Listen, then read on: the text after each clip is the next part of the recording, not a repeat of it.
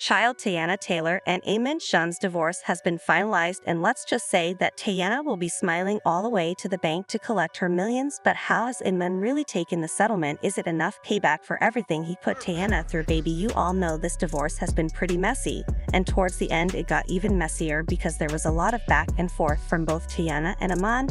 And when I tell y'all that some of the requests were just insane, honey, I mean exactly that. First of all, while Iman reportedly told the judge that he wants some of the items he gifted Teyana back since they're no longer married, and he specifically referenced her jewelry and a condo, apparently Iman was also seeking a portion of music royalties that Teyana earned before their marriage. In addition, he was also seeking lower payments for child support because there's a pay gap between him and Teyana. But I knew that request would probably be denied because details of Iman's financial situation also surfaced, with sources disclosing that he has significant monthly expense totaling at least $112,500. It is said that he spends more than $114,000 a month on eating out, another $144,000 on his show, and more than $6,000 a month on making music videos.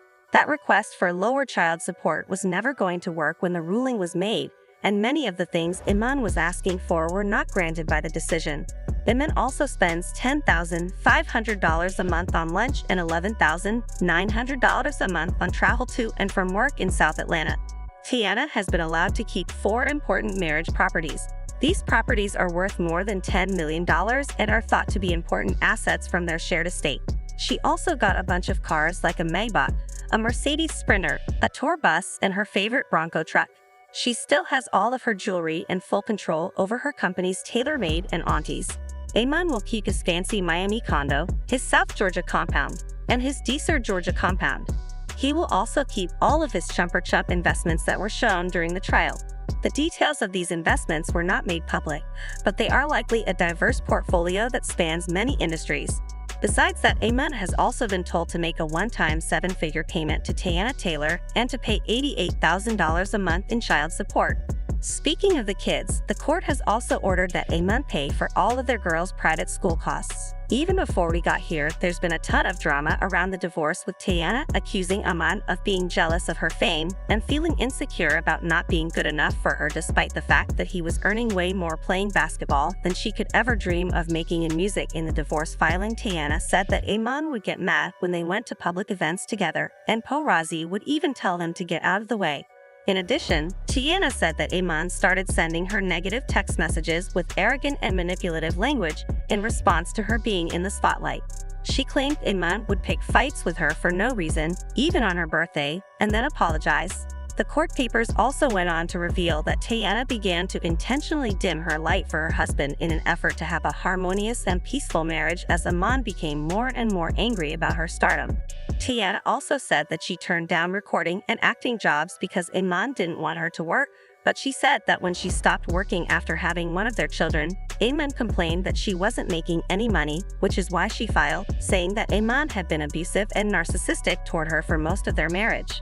Teyana also said that she was planning to divorce him twice before she finally gave up, saying that he had cheated on her before they got married and during her pregnancy, and she said that Iman was sending pictures of himself and their 2-month-old child to Chick, who she thought he was dealing with, which made her want to end the relationship. In 2018, Teyana also told the court in another filing that Iman consistently failed to properly care for the children, and he allegedly failed to feed them despite being in the residence with the kids. Apparently, Iman was smoking and was under the influence while taking care of their 2 daughters, 7-year-old Iman Taylor and 3-year-old Rue Rose, and he allegedly put the 2 children in a rideshare in Chicago, where they were allegedly dropped off in the general population area of the United Center as he was transported there by a private driver. Basically, Teyana was saying that Iman consistently demonstrated a clear disregard for the safety of the children, and she was tired of it. And that's not all. Teyana also said that Iman diminished their marital estate by over $3.7 million when he took out loans behind her back, and she also called out a man for failing to pay the taxes on their marital property in Miami, Florida. She explained that Iman always paid the real estate taxes on all their properties until he suddenly made the unilateral decision to stop paying child. It's been messy, but the relationship was also one hell of a mess, so clearly they are better off just going their separate ways now. For those who recall, back in April 2023, there were already allegations that Iman and Teyana were living apart, and apparently Apparently, they were only keeping face, and Teyana's mom had been helping out a lot since she had become a single mother. Then later on, Teyana took to Instagram and wrote a rather detailed post to provide clarity and address the rumors about their split. She actually confirmed that they had been separated for a while, and she was also initially quick to say that cheating did not play a part in the breakup, just like she had previously always defended Iman. She wrote at the time, "In all fairness, Iman and I are separated and have been for a while. To be 1000% clear, infidelity ain't one of the reasons for our departure. We are still the best of friends, great business partners, and are one hell of a team when it comes to co-parenting our two beautiful children. Most importantly, we are family, and in the 10 years together, 7 years married, we ain't ever played with or about that." Well, the tune in the divorce filing was obviously different, but we all saw how Iman disrespected her over and over as Teyana defended him, right? I mean, in 2016, there was a woman who claimed that she had been messing with the man for 2 years, which happened to be about the same amount of time he had been with Teyana. Iman reportedly reached out to the woman on social media and planned to meet up with her in a hotel. When the woman got to the room, Iman's Cleveland Cavalier teammate, Kyrie Irving, was reportedly there, and the woman said that the men requested a threesome, which she wasn't interested in, and this was just one of the many cheating allegations. Baby Teyana even opened up her marriage, but even that did not help things. Rumors about Teyana and Iman participating in these sums started in 2018 when Teyana released the song 3-Way, where she seemed to be detailing her experiences with Iman when she sang "For My Baby." "I do some crazy things, yeah, so whatever he wants, he can get that because 2 heads are better than 1 3-way. I couldn't wait to have with you." Teyana finally confirmed that she engaged in 3 ways with a man when a follower told her that she had no respect for herself, and she responded by saying that just because she and Iman enjoyed having another woman from time to time in their bed didn't mean that she had no respect for herself. But how interesting is it, because earlier me and my friend EJ on the way to come get you was literally just talking about how people be surprised how the woman initiates a lot of stuff. Yes. Like, I'm not poly, but like even just when everybody heard that like me and my husband had threesomes before, it was like, oh, she's willing to do that to keep a man. I'm like, nah. That was all me. That was all me. Like, but I hate the idea of people thinking like it's always the guy that wants this, that. So she introduced you to the poly life. It's like me introducing that, you know what I'm saying, to my husband, and it's just like, yo, this is what I want to do. I think it works better when the woman introduces you. I mean, it's the way Bumble works, right? And that's why Bumble's platform is women first. Exactly. That's really the way to do it to me. Right. If you're a heterosexual man, and that. But like, put some respect on a woman's swag. I feel like it's always like they're trying to take that away from the woman to feel like, oh, you doing it because that's what he wants. And it's like, nah, that's actually, not what it is. I run this, you know what I'm saying? Like, that's because we think men are the hunters, yo. Right. Okay. So how early do you let someone know about your dating philosophy? Off top. Period. I've described myself as polyamorous before. I've used the term ethical non-monogamy. But at the end of the day, what I realized from it is I believe in agreements. Right. So you're just creating an agreement. That's what y'all have, right? Just this is our agreement. This is how it's gonna work. This is what we're gonna do. This is what we're not gonna do. So off top, it's important to tell that to somebody, because if you don't, you end up with somebody who's not compatible with you. So you have all this chemistry, but you don't have compatibility, and people confuse the two. Compatibility is whether or not you want the same thing.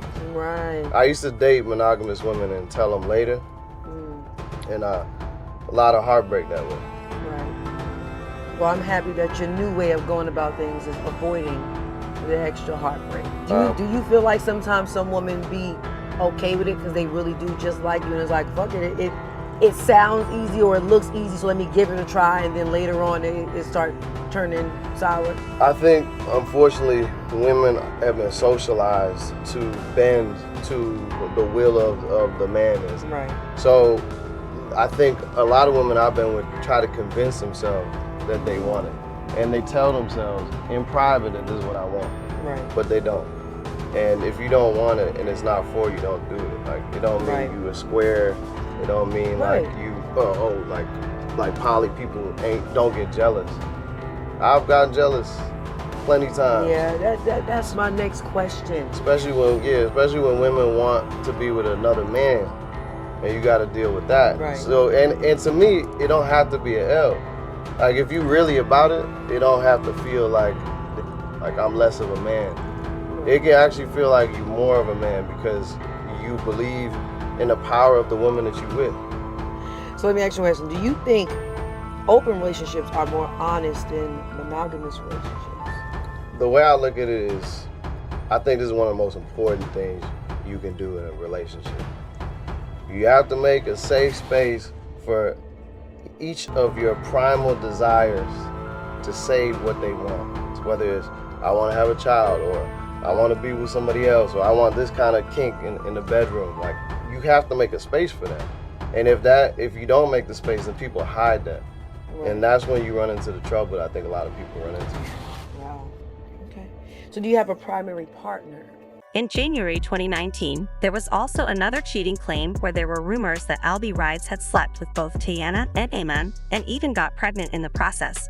In February 2022, there were more allegations that Iman was cheating when someone filed a tip about an unnamed singer with 2 daughters who watched her husband on Dancing with the Stars.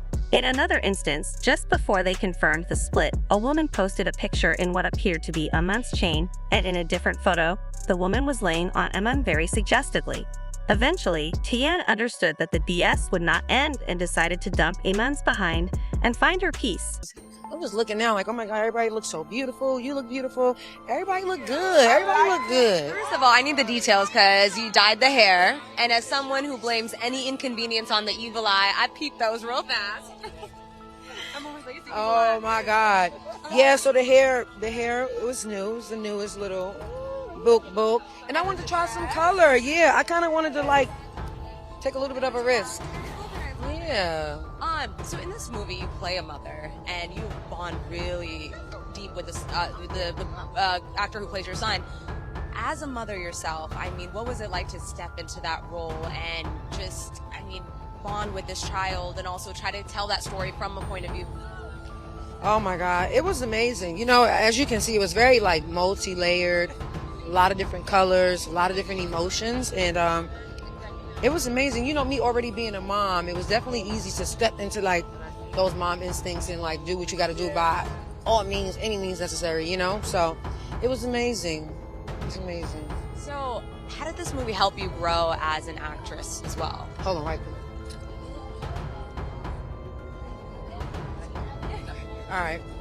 What you saying? I was saying, how does this movie help you grow as an actress? Sorry, earlier I had some chicken in the car and I got mince.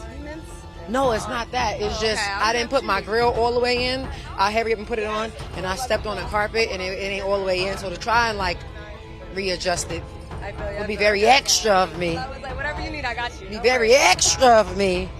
But what was the question? Girl, I forgot to. I'm just kidding. I was saying, as an actress, obviously with this role, how do you feel like you grew in this role? I feel like I've grown tremendously. You know, I think first of all, as a human being, my goal is to always continue to grow, continue to be a better version of myself. You know, be a better version of everything that I do, just be better at it. You know, so I'm always growing, and this movie just opened a lot for me. You know, it was a really big eye opener, just a lot of different views and different things like that. So it's definitely helped me grow, and even as an actress, you know, like it's helped me grow because now I created my thing. Like, what helps me get in this moment? What helps me get in this way? Me layering Inez has helped even how I go into any other movie or any acting role going forward, you know, and learning how to just like layer my emotions and different things like that. I mean, we've seen you transform. We've seen you grow over the years.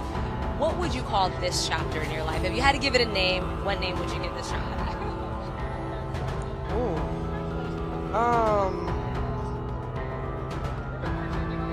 This would be like my healing chapter. A lot of wounds are being closed and aided at the point. Honey, I'm not sure how Iman is taking the decision on the divorce, but we have people saying that he deserves to be left broke. Are you of that opinion as well, or do you think the decision was unfair? Let me know your ideas in the comments section below.